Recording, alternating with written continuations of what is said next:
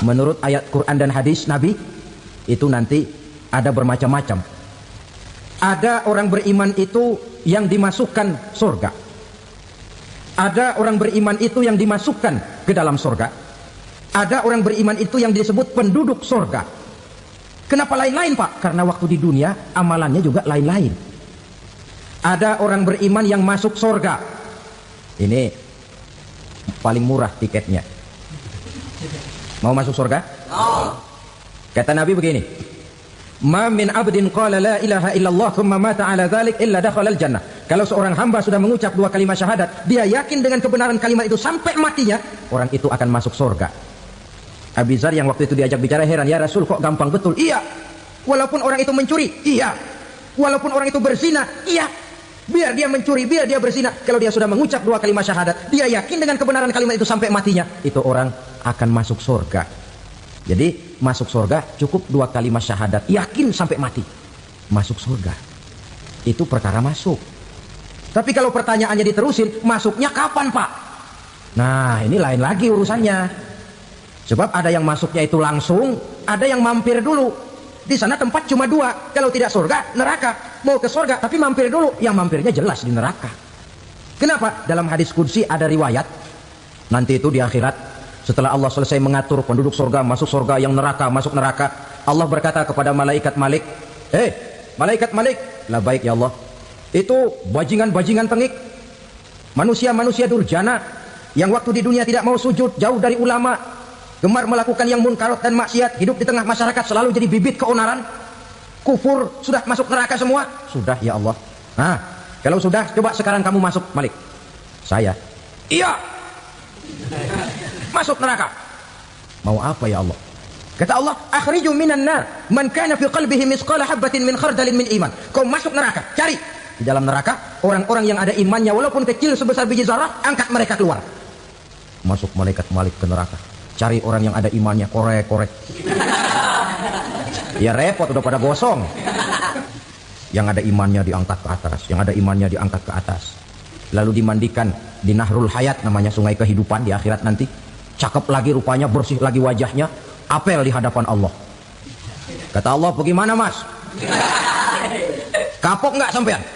Kapok ya Allah. Nah, kalau kapok, idhab fadkhulil jannah, pergi masuk surga sana. Berangkat mereka ke surga, ketemu sama teman-temannya yang udah sampai lebih dulu, yang nggak pakai mampir lagi. Terjadi dialog. Kata teman-temannya yang udah pada nyampe duluan, mas, iya, emang baru sampai? Saya baru sampai. Memang mampir di mana dulu mas? Kita sudah lama sampai di surga. Saudara buka surah Al-Muddatsir ayat 34-35. Masalakakum fis saqar? Kenapa kamu mampir di neraka Saqar?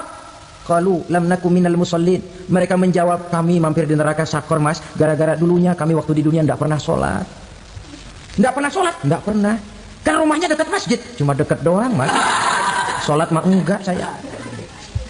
Tidak pernah ngasih makan fakir miskin, tidak pernah hadir di majelis taklim, pendeknya tidak pernah melakukan kebajikan, maka saya pun mampir di neraka Saqar.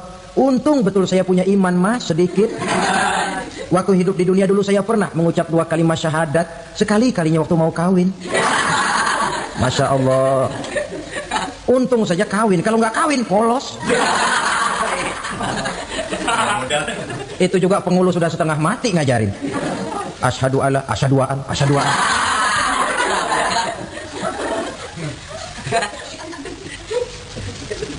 Ini namanya masuk surga, ada mampir dulu. Ada pula orang mukmin itu yang dimasukkan surga. Namanya dimasukkan kan terima beres. Saya masuk ke rumah, jalan sendiri, cari tempat sendiri. Saya dimasukkan ke dalam rumah, terima beres, pokok ada di dalam, itu dimasukkan namanya. Nggak pakai mampir. Tapi tentu tiketnya lebih mahal ketimbang yang pertama tadi. Apa kata Allah?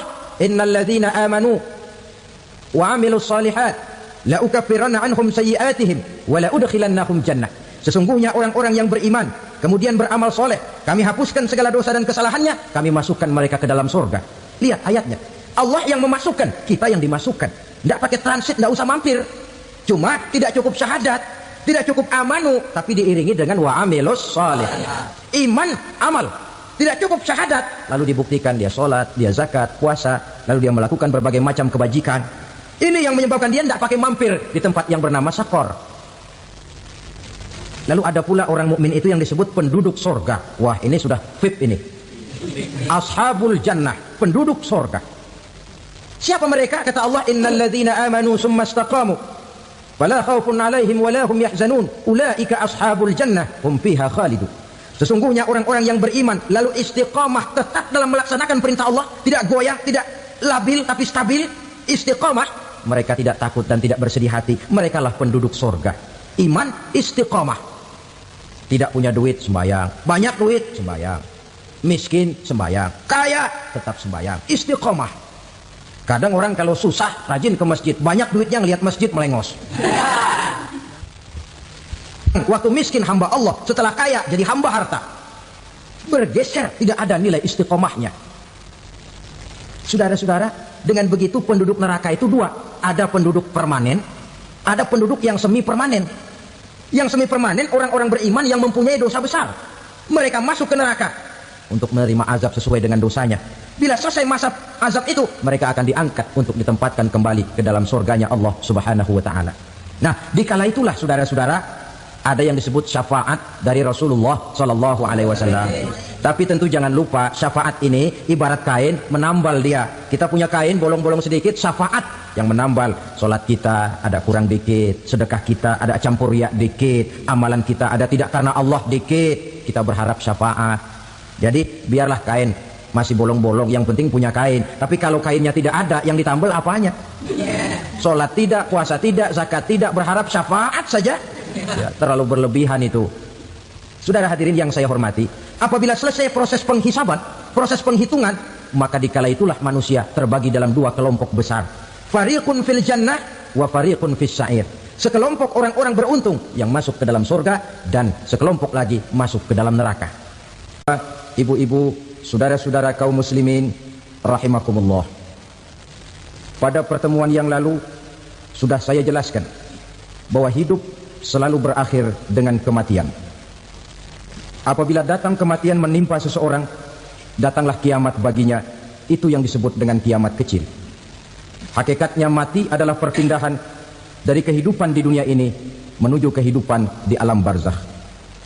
Menunggu kita di alam barzakh sampai datangnya saat kiamat. Entah 10 tahun, entah 100 tahun, entah 1000 tahun, hanya Allah saja yang maha tahu. Adapun orang-orang beriman yang melakukan amal kebajikan dalam kehidupan di dunia ini, masa penantian yang lama di alam barzakh buat mereka sebentar saja. Tetapi bagi orang-orang kafir yang ingkar, yang tidak beriman kepada Allah, yang hidup di dunia cuma menumpuk-numpuk dosa, tentu penantian di alam barzakh akan merupakan waktu yang sangat lama. Bukankah dalam kehidupan kita waktu itu memang relatif? Contoh misalnya, bagi pemuda-pemudi yang sedang duduk asyik memadu cinta, waktu 4-5 jam saja rasanya cuma 4-5 menit, tenggelam oleh keasikan.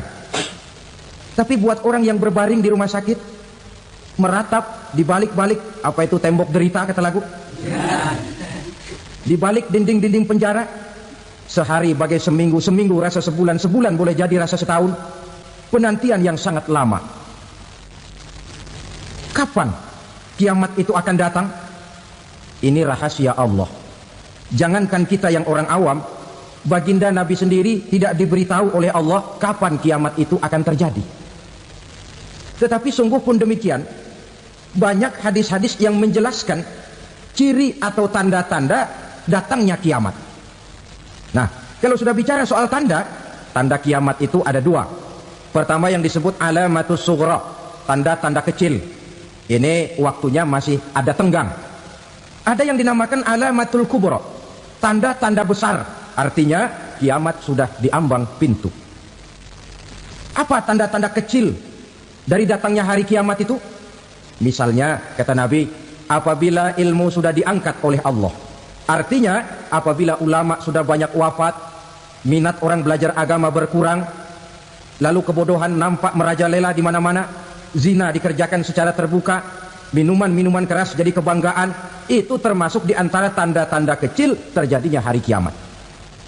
Apalagi misalnya iza waladatil ammatu rabbataha, apabila budak sudah melahirkan tuan. Apa maksudnya? Ada yang mentafsirkan apabila anak sudah bisa membudaki orang tuanya.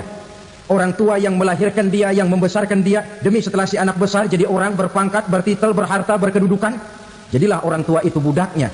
Sehingga sering dibilang kalau orang tua kaya, anak jadi raja. Tapi kalau anak yang kaya, orang tua sering jadi budak. Apalagi munculnya fitnah yang bergelombang, timbul perang antara dua bangsa yang besar, waktu berjalan terasa sangat pendek sekali. Itu merupakan tanda di antara tanda-tanda kiamat. Termasuk di dalamnya sulit membedakan mana laki, mana perempuan. Kan kalau tanda-tanda kayak begini sekarang sudah banyak kita lihat kan? Ulama banyak wafat, penggantinya sulit. Zina dikerjakan berterang-terangan, minuman keras jadi kebanggaan. Banyak anak membudaki orang tuanya, sulit membedakan mana laki, mana perempuan. Kadang-kadang dari belakang kita lihat perempuan benar, begitu kita colek nengok jenggotan.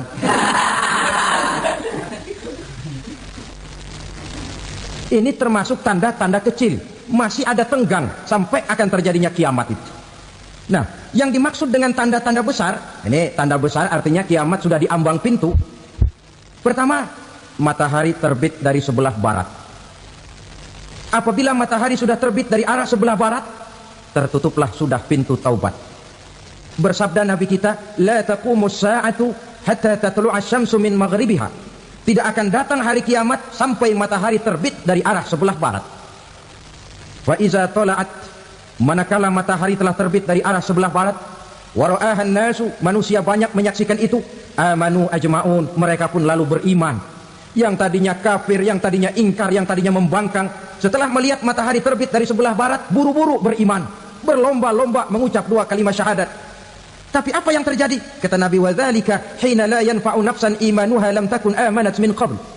Hari itu adalah hari yang iman sudah tidak berguna lagi bagi seseorang apabila sebelumnya memang dia tidak pernah beriman. Au kasabat fi imaniha khaira, atau beriman tetapi tidak pernah melakukan kebajikan di dalam keimanannya itu. Hari yang sudah kasib, hari yang sudah terlambat, beriman tidak akan ada gunanya lagi. Ini pelajaran buat kita. Sebelum sang surya terbit dari sebelah barat, sebelum nafas sampai di tenggorokan, artinya pintu taubat masih terbuka. Kalau dua hal itu sudah terwujud, nafas sudah sampai di kerongkongan, atau matahari sudah terbit dari arah sebelah barat, tertutuplah sudah pintu taubat. Tak ada lagi gunanya pangkat, jabatan, harta, bahkan beriman pun dalam suasana macam itu.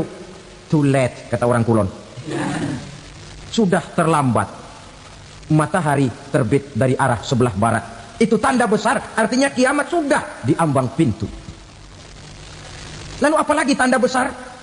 Munculnya Dajjal. Dajjal artinya pendusta-pendusta yang menyesatkan manusia. Ada dua macam Dajjal, saudara. Ada Dajjal kecil. Ini Dajjal-Dajjal kelas teri. Kalau ini sejak zaman Rasulullah sudah ada itu. Tiap zaman ada. Di zaman Rasulullah misalnya ada yang bernama Aswad al-Unsi dari Yaman. Ada yang namanya Musailamah al-Kazab dari Yamamah. Ada yang namanya Ibnu Sayyad dari Madinah. Ini Dajjal-Dajjal di zaman Rasul. Musailamatul Kazab memproklamirkan diri jadi nabi dia. Di zaman Rasul masih hidup. Ini Dajjal zaman Nabi. Di zaman sahabat muncul Dajjal-Dajjal. Di zaman kita sekarang ini Dajjal-Dajjal pun gentayangan. Dajjal-Dajjal kelas teri. Kerjanya mendustakan manusia, menyesatkan manusia, memalingkan manusia dari jalan yang benar dan diridhoi oleh Allah Subhanahu wa taala. Adapun yang merupakan tanda besar dari datangnya kiamat, Dajjal-Dajjal kelas kakap. Pembohong-pembohong besar yang menyesatkan masyarakat manusia berpaling dari jalan Allah mengikuti jalan mereka. Apa sih ciri Dajjal itu? Kata Nabi dalam hadis Bukhari Muslim, "Innad Dajjala", sesungguhnya yang namanya Dajjal itu yakhruju, satu saat akan muncul mendekati hari kiamat. Wa inna ma'ahu ma'an, si Dajjal ini membawa air, wa naran, dan juga membawa api. Dua simbol. Di tangan yang satu dia bawa air, di tangan yang satu dia bawa api. Wa ammal ladzi yarahu an-nasu ma'an fanarun, adapun yang orang banyak lihat air, hakikatnya adalah api. Yang dilihat api, hakikatnya adalah air. Oleh sebab itu, kalau api yang ditawarkan, ambillah air. Kalau air yang ditawarkan, pilihlah api. Maksudnya apa ini? Ini bahasa simbol, saudara-saudara. Dajjal bicaranya seolah-olah untuk kepentingan manusia. Menawarkan surga. Surga yang dia tawarkan hakikatnya neraka. Hai manusia, kalau kau mau bahagia, jangan dekat-dekat dengan agama. Sholat itu tidak efektif dan efisien, tidak produktif dari segi ekonomi itu. Menghadiri majelis taklim cuma buang-buang waktu. Tahajud, tasbih, tahlil, baca Quran, apa itu? Pekerjaan mubazir saja. Hidup ini cuma sekali, masa yang cuma sekali, manfaatkan dengan sebaik-baiknya. Mumpung, dibawanya sifat mumpung tetapi dalam pengertian yang sangat negatif. Bicaranya seolah-olah untuk kepentingan manusia, tetapi sebenarnya menjerumuskan manusia. Menawarkan air, tapi sebenarnya api. Menawarkan api, tapi hakikatnya air. Buat apa kamu sholat? Buat apa kamu bayar zakat? Buat apa kamu puasa? Surga yang dicanangkan Dajjal, hakikatnya neraka. Neraka yang digambarkan Dajjal, pada dasarnya adalah surga. Jadi memutarbalikkan fakta itu kerjaan Dajjal. Yang hak jadi batil, yang batil dibilang hak, yang benar jadi salah, yang salah malah jadi benar. Tuntunan disuruh jadi tontonan, tontonan malah menjadi tuntunan. Itu pekerjaan Dajjal profesinya. Zamannya Nabi Adam, Dajjalnya kan iblis. Betul? Betul. Apa sih gang kerajuan iblis itu? Allah setelah menciptakan Nabi Adam kan bilang, Adam, kau dan istrimu Hawa tinggal di surga ini. Seluruh fasilitas yang ada di surga persilahkan kau nikmati. Satu yang tidak boleh, jangan coba-coba dekati pohon khuldi. Dekat saja jangan, apalagi sampai memetiknya. Datang Dajjal yang namanya iblis ini. Adam, kamu tahu nggak kenapa tidak boleh makan buah khuldi? Ya nggak tahu, pokoknya saya dilarang. Bodoh kamu, Dam. Khuldun artinya kekal. Kalau kamu makan itu buah, kau akan kekal di surga buat selamanya. Allah tidak kepengen, maka dilarang kamu makan buah khuldi. Kalau kau ingin kekal di surga, Adam, makan saja. Saya bicara begini untuk kepentingan kamu, Adam. Ini kan ciri-ciri Dajjal. Bicaranya sih seolah-olah untuk kepentingan Nabi Adam, hakikat sebenarnya menjerumuskan Nabi Adam supaya ingkar dan melanggar larangan dari Allah Subhanahu wa ta'ala. Jadi setelah muncul Dajjal, timbul kekacauan-kekacauan di masyarakat. Banyak yang terpengaruh, terpedaya, dan terpesona. Termasuk mereka yang memproklamirkan diri jadi nabi. Mereka yang memproklamirkan diri jadi rasul di zaman sesudah Rasulullah wafat, itu adalah Dajjal-Dajjal. Maka saya ingatkan, kalau di zaman kita sekarang ini ada orang ngaku jadi nabi, ada orang ngaku jadi rasul, biar bahasa Arabnya kental, Quran hafal, ribuan hadis hafal, biar pakai serban sampai menyengser ke tanah, bahasa Arabnya fasih, tapi dia mengaku jadi nabi, jadi rasul, kita umat Islam wajib tidak percaya. Wajib untuk tidak percaya. Itulah Dajjal-Dajjal zaman kita sekarang ini. Tidak mustahil. Mereka datang mempengaruhi umat awam supaya berpaling dari Rasulullah, mengikuti mereka. Nah, di akhir zaman nanti, mendekati hari kiamat, Dajjal ini muncul. Dajjal kelas kakap, menyesatkan masyarakat manusia untuk berpaling dari Islam, mengikuti seruan mereka. Apalagi di antara datangnya kiamat itu, tanda yang besar itu, turunnya Nabiullah Isa Al-Masih, putra Maryam. Menurut berbagai hadis yang sahih, Nabi Isa Al-Masih nanti akan turun lagi. Tidak membawa risalah yang baru, tapi meluruskan risalah Islam ini yang telah banyak ditinggalkan oleh masyarakat.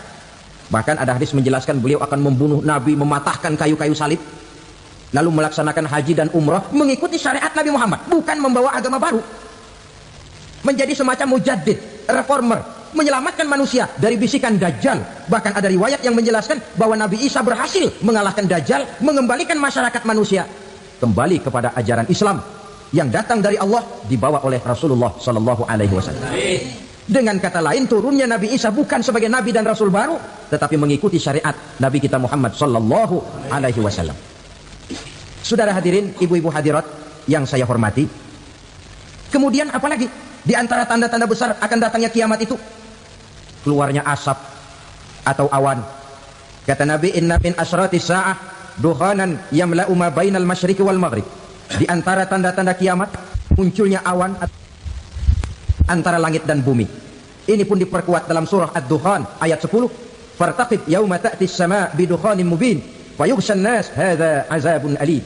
Bagi orang-orang yang beriman, mereka biasa-biasa saja. Tapi bagi orang kufur, datangnya asap dan awan ini merupakan azab yang kelewat pedih. Barangkali sedikit mendekati gambaran tentang azab yang pedih ini, saya ingatkan alam pikiran kita kepada peristiwa yang belum lama terjadi. Pernah dengar berita bocornya reaktor nuklir di Chernobyl, Uni Soviet? Pernah dengar? Nah, bocornya reaktor nuklir di Chernobyl yang mengakibatkan ratusan bahkan sangat mungkin ribuan nyawa. Cuma satu reaktor.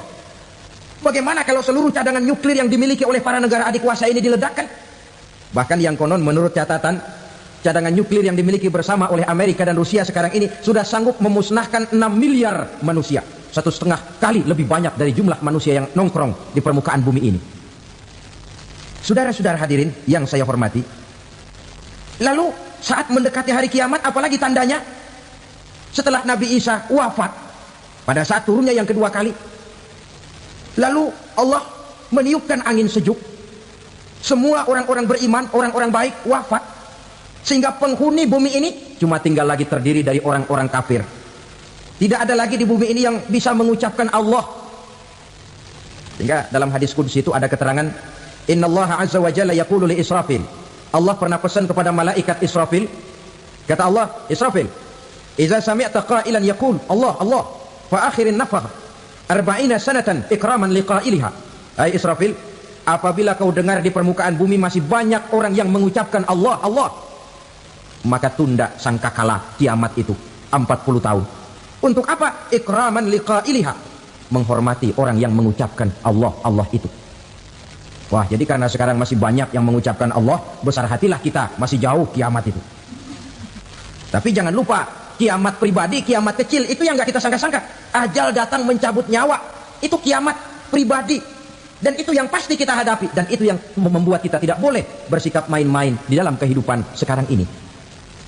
Saudara hadirin yang saya hormati, tidak ada lagi orang-orang muslim, seluruh penduduk dunia ini kafir. Lalu terciptalah struktur sosial yang berlandaskan prinsip hidup semau gue. Bakal terjadilah prinsip di mana yang kaya menyantap yang miskin, yang kuat menindas yang lemah. Hidup sudah bagaikan di rimba belantara, berlaku hukum rimba, siapa yang kuat dia yang menang, siapa yang lemah menjadi mangsa. Timbul kekacauan, maksiat merajalela, munkarat menjadi-jadi, sehingga isi bumi ini penuh dengan segala macam perbuatan dosa. Tidak ada perlunya lagi alam diperpanjang temponya. Datang saat yang sudah dijanjikan oleh Allah Azza wa Jalla, maka terjadilah yang disebut kiamat kubra, kiamat besar, kiamat hancur-hancuran. Bagaimana kejadian ini dimulai? Dalam surah Az-Zumar ayat 68, Allah Subhanahu wa taala berfirman, "Wa nufikha fis-suri fa sa'iqa man fis samawati wa man fil ardi illa man syaa Allah." Maka manakala ditiuplah sangkakala, terkejutlah seluruh yang ada di langit dan seluruh yang ada di bumi. Bila saat kiamat datang, Allah perintah malaikat Israfil, Israfil, tiup sangkakalamu. Ditiuplah sangkakala oleh malaikat Israfil. Yang akibat daripada tiupan itu, seluruh yang ada di langit, seluruh yang ada di permukaan bumi terkejut. Yang ada di langit siapa? Malaikat kan? Bayangin aja, kalau malaikat kaget, apalagi kita. Terkejut seluruh makhluk yang ada di bumi, yang ada di langit mendengar suara sangkakala itu. Bunyinya tidak sanggup kita bayangkan dahsyatnya. Ledakan nuklir, ledakan neutron, belum apa-apa ketimbang bunyi sangkakala malaikat Israfil ini. Nah, lalu mendengar bunyi sangkakala ini, gemparlah makhluk, kacaulah alam. Bumi gempa, planet-planet bertabrakan, gunung meletus, air laut tumpah ke darat, angin topan bertiup, halilintar menyambar. Lalu semua yang bernama hidup mati total. Mati bareng tanpa persiapan. La haula wala quwata illa billah. Saya kadang-kadang dalam tafakur bermohon, ya Allah, mudah-mudahan saya nggak nemuin kiamat beneran. Ngeri. Tidak bisa kita bayangkan macam apa suasana seperti itu. Allah saja banyak memberikan gambaran, misalnya Al-Qari'ah, wa mal qari'ah, wa ma adraka mal qari'ah. Kejadian yang menggemparkan. Tahukah kamu apa kejadian yang menggemparkan itu? Yauma yakunun nasu kal farasil mabsus wa takunul jibalu kal ihnil manfus. Pada saat itu manusia berterbangan bagai kupu-kupu. Gunung berterbangan seperti kapas ditiup angin. Gunung saja macam kapas, konon lagi manusia. Kematian total, mulai semut sampai gajah mati. Jin mati, iblis mati, malaikat mati. Malaikat saja mati. Saudara hadirin yang saya hormati, kematian total yang tanpa persiapan. Orang bilang, Pak, kalau mati bareng begitu yang repot malaikat maut dong ya. Cabut sana, cabut sini. Itu kalau menurut logika kita, mestinya begitu menurut logika. Tapi logika juga yang nggak perlu serepot itu. Sebab untuk mematikan listrik di wilayah DKI, di wilayah Jakarta, nggak perlu tiap rumah didatengin, matiin, ya lama. Cukup dari kantor pusatnya saja PLN, tekan satu tombol, gelaplah seluruh Jakarta. Saudara hadirin yang saya hormati, kematian total. Lalu setelah kematian total, planet-planet juga mati, dalam arti tidak bergerak dan beredar. Angin mati, dalam arti tidak bertiup. Air mati, dalam arti tidak ada riak gelombang. Pokoknya semua mati. Kullu nafsin za'iqatul maut, semua yang bernafas mati. Dalam ayat lain, kullu man 'alaiha fan, semua yang ada di permukaan bumi fana. Yang kekal cuma Allah Subhanahu wa ta'ala. Yang paling belakang mati malaikat maut dan malaikat Israfil. Tapi mati juga sesuai dengan janji Allah. 40 lamanya. Tidak dijelaskan oleh Abi Hurairah 40 jam, apa 40 hari, apa 40 tahun. Hadis cuma menyebutkan 40 saja. Sunyi alam, yang tinggal cuma Allah saja lagi. Ketika itu Allah berseru-seru, katanya, limanil mulkul yauma, siapa para penguasa hari ini? Mana itu raja-raja dan penguasa yang dulu mengaku jadi Tuhan? Fir'aun, mana Fir'aun sekarang? Yang dulu jadi raja, merasa berhasil, sombong, lalu tidak mau turun-turun dari kekuasaannya, sampai kepada puncak kekurang ajarannya mengangkat diri jadi Tuhan. Mana itu Fir'aun? Namrus, mana sekarang Namrus? La ilaha illa ana, ternyata tidak ada Tuhan lain selain daripada aku, kata Allah. Proses kemudian, saudara-saudara, turunlah hujan dari langit. 40 lamanya hujan itu, tidak jelas juga 40 jam apa 40 hari. Setelah air turun membasahi, datanglah tiupan sangkakala yang kedua. Semua yang bernama mati bangkit dari kuburnya masing-masing. Ini yang disebut Yaumul Ba'thi, hari kebangkitan. Allahu Akbar. Pada saat kita bangkit dari kubur kita masing-masing, kumpul di padang mahsyar namanya. Bayangin aja, saya sendiri nggak sanggup bayangin. Manusia sejak zaman Adam sampai zaman kiamat kumpul bareng di tempat sama. Berapa banyaknya?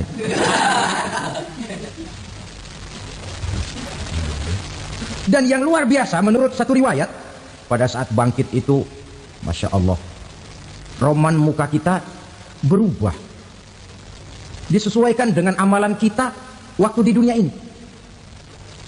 Barang siapa yang waktu di dunia amalannya itu amalan tikus, di akhirat nanti dia bangkit dari kubur, mukanya seperti muka tikus. Gagah betul badannya, tapi mukanya seperti tikus. Kenapa? Amalannya waktu di dunia seperti amalan tikus. Apa amalan tikus itu? Suka ngegeragoti barang yang sudah disimpan rapi-rapi. Orang sudah simpan uang rapi-rapi, simpan perhiasan rapi-rapi, digeragoti oleh tikus. Maling-maling, pencoleng-pencoleng, koruptor-koruptor. Itu nanti di akhirat nanti kita lihat mukanya seperti muka tikus. Oh ini waktu di dunia suka nyolong, mukanya seperti muka tikus. Barang siapa yang waktu di dunia ini amalannya itu amalan macan, dia akan bangkit nanti mukanya seperti muka macan. Apa amalan macan? Macan itu amalannya menang-menangan. Orang yang mau menang saja, nggak mau mengalah. Coba lihat di hutan, kenal hutan nggak? Di hutan, raja hutan di mana-mana pasti macan, betul kan? Betul. Padahal hutan belum pernah bikin pemilihan umum. Tapi macan tidak peduli ada pemilihan umum apa tidak, pokok saya raja. Sebab apa? Macan jadi raja itu bukan karena benar, tapi karena kuat jadi raja. Setelah dia jadi raja, rakyat hutan yang mesti dilindungi malah dimakan oleh raja macan. Kambing rakyat hutan dimakan oleh macan. Ayam rakyat hutan dimakan oleh macan. Itu nanti kita lihat di akhirat itu mukanya seperti muka macan, gagah betul. Lalu barang siapa yang di dunia ini amalannya itu seperti amalan anjing, nanti dia punya muka seperti muka anjing. Apa amalan anjing? Pertama, anjing itu kalau disuruh jaga rumah, dia tidak bisa membedakan mana maling, mana tamu. Biar yang datang maling, kalau bawa tulang, anjing kalem. Yang kedua, anjing itu akan setia kepada siapa saja yang memberinya roti. Siapa yang memberinya roti, itulah majikannya. Apa kata majikannya, pasti dia laksanakan. Soal benar atau salah, dia tidak peduli. Setelah anjing dapat roti, dia tidak punya pilihan lain kecuali bilang, abdi mah kumaha juragan wae ayeuna mah. Saudara hadirin yang saya hormati, berkumpul di padang mahsyar, tiap orang sibuk dengan persoalannya masing-masing. Matahari waktu itu didekatkan oleh Allah. Panas luar biasa. Ada yang saking panasnya itu mencucurkan peluh keringat sampai sebatas mata kakinya. Ada yang keringatnya sampai sedengkulnya. Ada yang keringatnya sampai sepusatnya. Ada yang keringatnya mengalir sampai sebahunya. Ada yang kelelap oleh keringatnya sendiri. Sementara orang di sampingnya nggak apa-apa. Bergantung lagi amalan dia waktu di dunia ini. Saudara-saudara, sebagian orang dalam kepanikan padang mahsyar berombong-rombong datang mereka menghadap Nabi Adam. Ya Adam, anta abal bashar. Hai Adam, Tuhan adalah bapak moyang manusia. Kami sebentar lagi akan disidang, dimintakan pertanggungan jawab. Tolonglah kami, hai Adam. Kata Nabi Adam, jangankan nolongin sampean, saya sendiri tanggung jawab di hadapan Allah ketika dulu tidak boleh makan huldi, saya serobot. Sudahlah, urus diri masing-masing saja, nafsi. Begitu kata Nabi Nuh, begitu kata Nabi Ibrahim. Tiap orang bertanggung jawab sendiri-sendiri. Ketika itulah saudara-saudara, nikmatnya menjadi umat Nabi besar Muhammad sallallahu alaihi wasallam. Sebab apa? Walaupun menurut abjad kita ini umat paling belakang, paling belakang kita ini toh, karena Nabi Muhammad adalah nabi akhir. Tapi akan dihisap lebih dulu, lewat di atas sirat lebih dulu, masuk surga lebih dahulu ketimbang umat-umat belakangan. Ketika Rasul mendekati ajal, beliau tanyakan itu kepada malaikat Jibril. Malaikat Jibril berkata, Muhammad jangan khawatir, Allah sudah berjanji, inni haramtul jannata ala sairil anbiya hatta tadkhulaha anta, wa haramtuha ala sairil umami hatta tadkhulaha ummatuka. Surga aku haramkan buat seluruh nabi kecuali kalau engkau Muhammad sudah masuk ke dalamnya, dan surga aku haramkan buat seluruh umat kecuali kalau umatmu Muhammad sudah masuk ke dalamnya. Logikanya, walaupun menurut abjad kita umat paling belakang, bakal dihisap paling dulu, lewat di atas sirat paling dulu, masuk surga paling dulu, kalau mampir ke neraka juga paling dulu. Ya resiko. Jangan mau enaknya aja paling dulu. Saudara hadirin yang saya hormati, setelah masa kebangkitan itu jangan dikira begitu bangkit langsung diperiksa. Masih menanti ribuan tahun perhitungan padang mahsyar untuk sampai kepada proses yang disebut yaumul hisab, hari perhitungan. Seorang demi seorang bakal dipanggil. Bayangkan saja, kita se-RT saja di absen, kadang-kadang perlu waktu lama. Ini manusia sejak zaman Nabi Adam sampai datang hari kiamat, satu demi satu disidang di hadapan Qadhi Rabbul Jalil. Status sosial copot sudah waktu itu. Yang pernah jadi hartawan di situ tidak lagi kelihatan kehartawanannya. Yang pernah jadi jenderal tidak lagi dipanggil jenderal. Yang ustadz tidak lagi dipanggil al-mukarramnya. Seluruh status sosial selesai. Dipanggillah kita seorang demi seorang menghadap Qadhi Rabbul Jalil.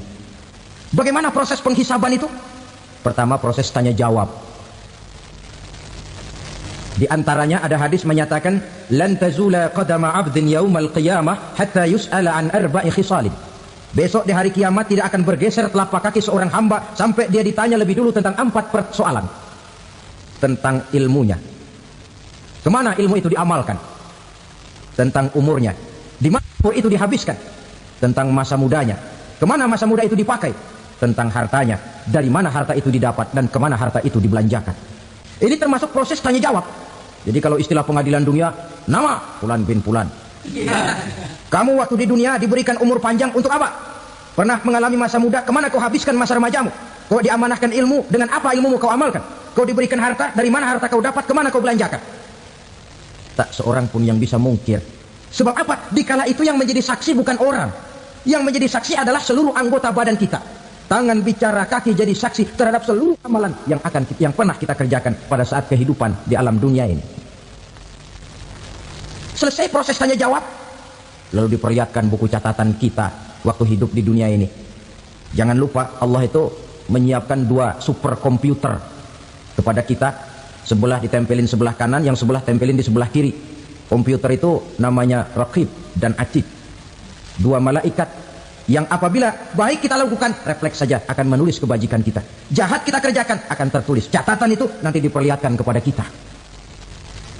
Waduh, alangkah malunya pada saat diperlihatkan catatan kita, buku rapot kita merah melulu.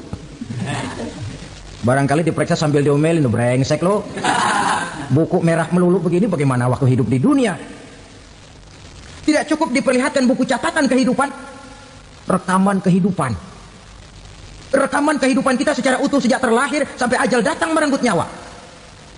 Barangkali mirip dengan video sekarang ini. di mana terekam dengan baik seluruh kegiatan kita, sejak yang sekecil-kecilnya sampai kepada yang sebesar-besarnya.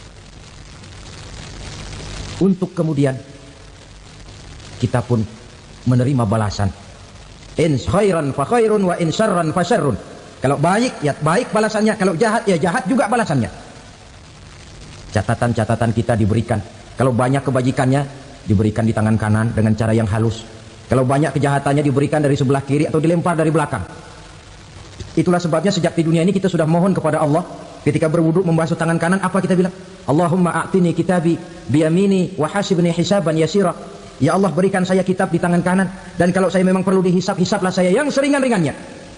Tangan kiri berlindung kita kepada Allah, jangan sampai diberikan kitab di tangan kiri atau dari arah sebelah belakang. Wa a'udzubika an tu'tiya kitabi bishimali aw min wara'i zuhri, dari arah sebelah belakang. Na'udzubillah min dzalik. Setelah selesai lewat proses penghisaban, lewat mizan, timbangan, maka yang sudah selesai dihisab itu bergeraklah menuju sirat, jembatan yang terbentang menuju surga melalui neraka. Saudara-saudara, panjangnya perjalanan sirat itu memakan waktu ratusan tahun. Tetapi orang yang lewat di atas sirat pun macam-macam, bergantung amalannya ketika di dunia ini. Ada yang lewat di atas sirat itu kalbarkil khatib, seperti kilat yang menyambar, sudah sampai dia di surga. Cepat bukan main. Ada yang lewat di atas sirat itu seperti orang lari-lari. Ada yang lewat di atas sirat itu seperti orang jalan biasa. Ada yang sambil merangkak, ada yang sambil ngesor, ada yang sambil gelayutan. Ada yang selamat sampai ke ujung ke surga, ada yang tergelincir jatuh masuk ke dalam neraka, bergantung amalannya dalam kehidupan di dunia sekarang ini. Tiap kita akan melewati yang namanya sirat ini. Saudara-saudara kaum muslimin yang saya hormati, dengan demikian mereka yang selamat melalui sirat sampai ke terminal akhir surga, mereka yang ketika dihisab ternyata banyak kejahatannya daripada kebaikannya, mereka singgah di dalam neraka. Nah, adapun orang-orang yang beriman menurut ayat Quran dan hadis Nabi itu nanti ada bermacam-macam. Ada orang beriman itu yang dimasukkan surga. Ada orang beriman itu yang dimasukkan ke dalam surga. Ada orang beriman itu yang disebut penduduk surga. Kenapa lain-lain, Pak? Karena waktu di dunia amalannya juga lain-lain. Ada orang beriman yang masuk surga. Ini paling murah tiketnya.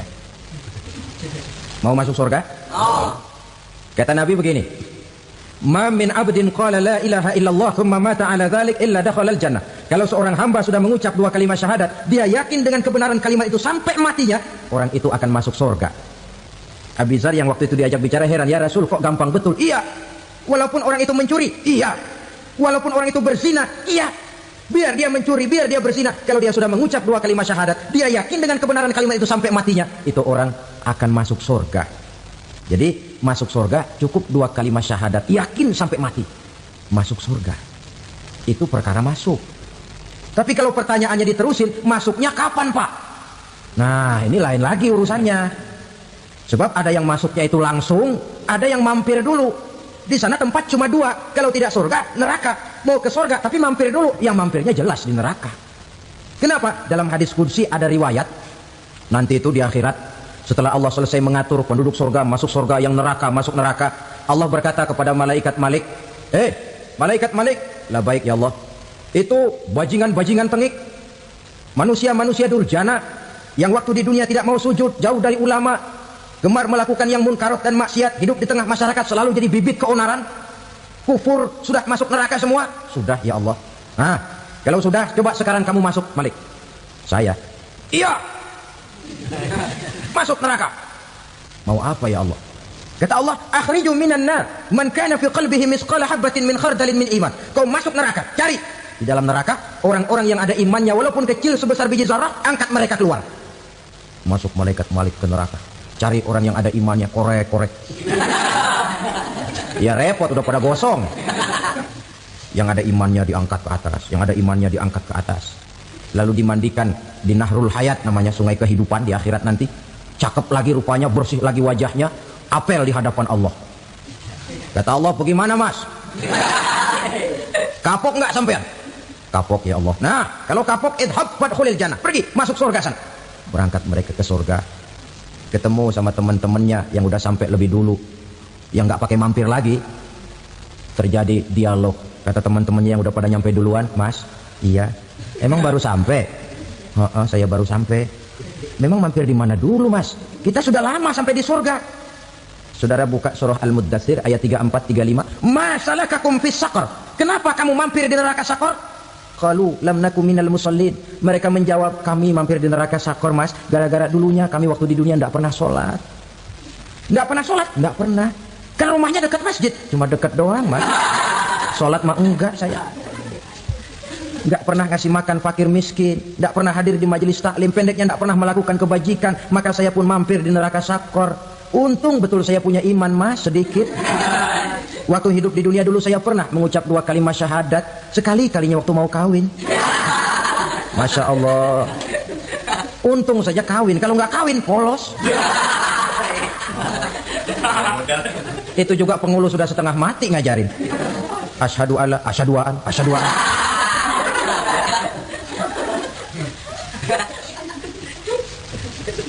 Ini namanya masuk surga, ada mampir dulu.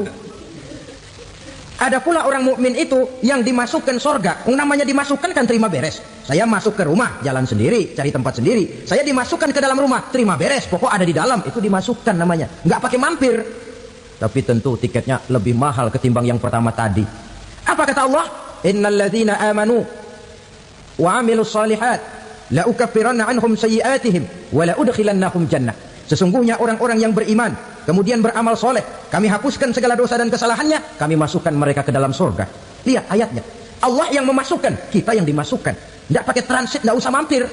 Cuma tidak cukup syahadat, tidak cukup amanu, tapi diiringi dengan wa'amilus salih. Iman, amal.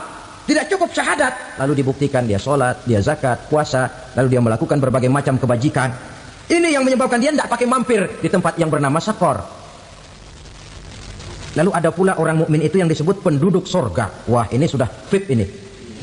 Ashabul jannah, penduduk surga. Siapa mereka? Kata Allah, innal ladzina amanu summa istaqamu fala khaufun 'alaihim wa la hum yahzanun ulaika ashabul jannah hum fiha khalidun.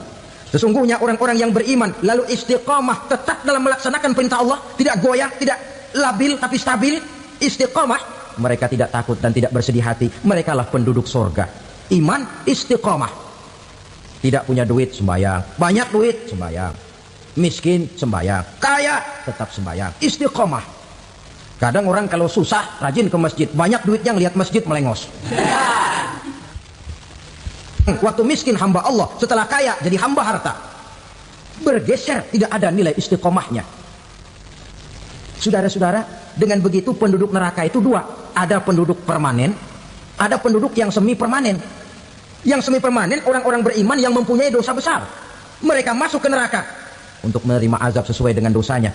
Bila selesai masa azab itu, mereka akan diangkat untuk ditempatkan kembali ke dalam surganya Allah Subhanahu wa taala. Nah, dikala itulah saudara-saudara ada yang disebut syafaat dari Rasulullah sallallahu alaihi wasallam. Tapi tentu jangan lupa, syafaat ini ibarat kain menambal dia. Kita punya kain bolong-bolong sedikit, syafaat yang menambal. Salat kita ada kurang dikit, sedekah kita ada campur riak dikit, amalan kita ada tidak karena Allah dikit, kita berharap syafaat. Jadi biarlah kain masih bolong-bolong, yang penting punya kain. Tapi kalau kainnya tidak ada, yang ditambal apanya? Salat tidak, puasa tidak, zakat tidak, berharap syafaat saja. Ya, terlalu berlebihan itu. Saudara hadirin yang saya hormati, apabila selesai proses penghisaban, proses penghitungan, maka dikala itulah manusia terbagi dalam dua kelompok besar. Fariqun fil jannah wa fariqun fis sa'ir. Sekelompok orang-orang beruntung yang masuk ke dalam surga, dan sekelompok lagi masuk ke dalam neraka.